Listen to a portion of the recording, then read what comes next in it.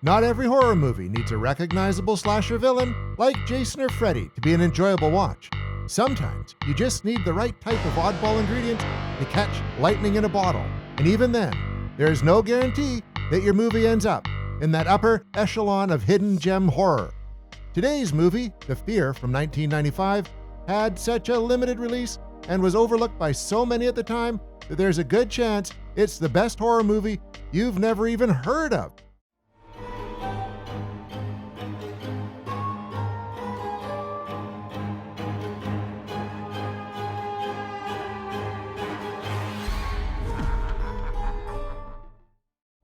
While it's lacking in a few areas, there are a couple of things that make it unique and special enough to cross it off your list and help get it the attention it deserves. The 90s was an odd time in horror. It had an identity crisis that we hadn't seen from the genre in a while. The 70s and 80s had their own themes of post-war nihilism, followed by outright rebellion. But the 90s had more of a throw everything at the wall and see what sticks approach. We had off-kilter entries into many of our mainline slashers, from Michael to Chucky, Jason, Freddy, Leatherface, and Pinhead. It got some real roots, for better or worse, when Scream came out and made a statement. Unfortunately, that statement created rules, and we had clones like we hadn't seen since the first few years of the slasher craze. There was a lot to like too, and a lot of original and off-the-wall ideas that, even if they weren't done perfectly, created an interesting and fun look into something new. Today's movie falls under the latter. The acting is okay. There aren't any huge name actors, except for one that we will get to later. And the writers and director aren't names you probably recognize off the top of your head. It does, however, have one really neat angle that comes out of nowhere and is unsettling enough to keep you on edge even when the movie falls apart a little toward the end. The Fear was released in a limited theatrical release in January of 1995. So limited, in fact, that it only got into about a dozen theaters nationwide before being put on Laserdisc, VHS, and eventually a bare-bones DVD. It did decent, though, when put up against bigger blockbuster films, even with its very indie roots.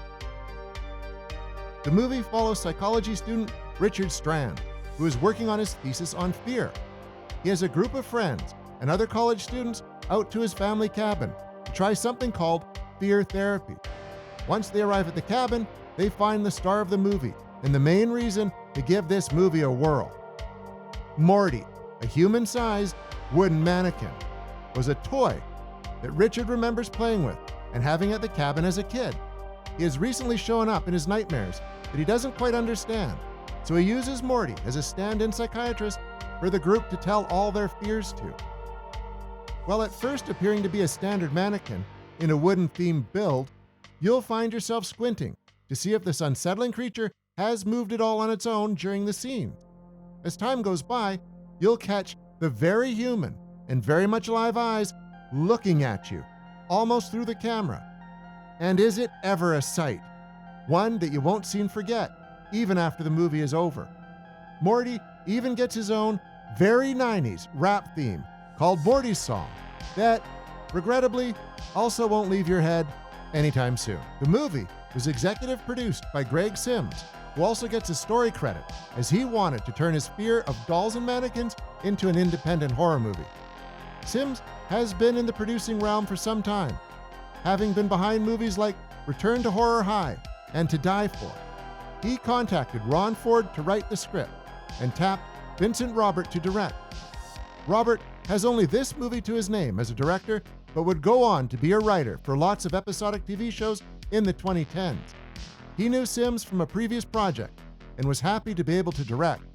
For Ford, this was his first directorial effort, and it would lead to 35 more credits spread across 3 decades. He is also a writer and actor that has appeared in over 70 projects. The rest of the cast has some veterans and well-known faces of the 90s. Ann Turkel, who plays Leslie in the movie, started her career way back in 1968 with a role in the Alan Alda-led Paper Lion, but may be best known to horror fans as Dr. Susan Drake in Roger Corman's Humanoids from the Deep. The other veteran actor is Emmy-nominated Vince Edwards in his last screen performance. Edwards made his name in film noir, starting in the late 40s and was brought back in as Uncle Pete after working with Sims almost a decade prior in Return to Horror High. The rest of the cast includes recognizable 90s faces like Stacey Edwards, Monique Mannon, Darren Heems, and Heather Medway to fill out the cabin dwellers. Maybe the oddest actor in the ensemble is Wes Craven. Yeah, that Wes Craven, who shows up in the beginning and ending as Richard's professor. Producer Sims had known him for a bit as they used the same director of photography on a couple of movies. Craven was very interested in fear and what it did to the human psyche and agreed to play the small part of the professor. He had never acted in front of the camera apart from cameos in his own movies and a bit part in Body Bags, and was interested in seeing the process. The main plot of the movie is the characters confessing their fears to Morty as an exercise in fear therapy, only to be killed off one by one. Sometimes in ways having to do with their fear, and other times just with symbols around them, much like a tertiary prediction of a tarot card reading. The film has two other plots as well. There is a rapist at the college they attend, and when the act occurs at the retreat, they realize one of them must be the perpetrator. A third plot involves the death of Richard's mother and the mystery surrounding it. While the other two plots are unnecessary and don't quite feel fleshed out, it is very ambitious for a first-time screenwriter and director to fit all that into an independent film. Before the murders start to happen, eerie occurrences happen that involve Morty, like when he shows up outside of bedrooms during private moments, or in a jacuzzi where the girl has a fear of drowning. And everyone assumes someone from the group is playing pranks on them. Even after the first of the deaths occur, it seems like it's one of the group, like most slasher movies would be. When one of the friends is possessed by Morty and he completely turns alive, it's a sequence that will make your skin crawl. Well, the tension falls off. When Morty becomes fully alive, the buildup is a glorious example of meeting and exceeding audience expectations. The last third of the film becomes part slasher film, with Morty going after the remaining students, and part detective story, with the identity of the rapist being revealed and the story behind Richard's mother being explained. The actor playing Morty is Eric Wise. Wise is a contortionist who moved to Hollywood to make a name for himself and ended up with another Mannequin role in 1991 with Mannequin on the Move. That would lead to a handful of TV roles before he was seen in a play by the producers, who thought he would be great as Morty. The movie ends with Richard telling Morty that his fears are gone. Without fear, Morty goes off into the lake to wait for the next scared person.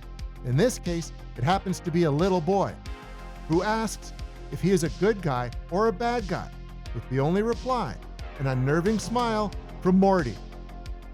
The shoot went well for everyone involved except for the director, who said he was put through hell with the grueling nature of being a director.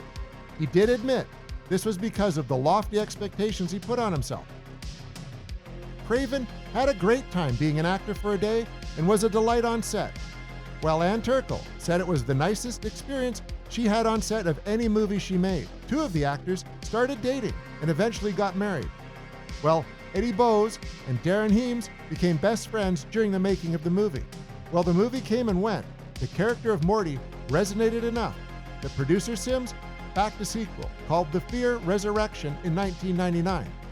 Also called Fear Halloween Night, the movie was directed by Wishmaster 3 and 4 director Chris Angel and has Mrs. Voorhees herself, Betsy Palmer, in a role, along with Gordon Curry of the Puppet Master movie. It leans harder into the Native American-made aspect of the totem and loses much of what made the first one special, especially with someone new designing and playing Morty.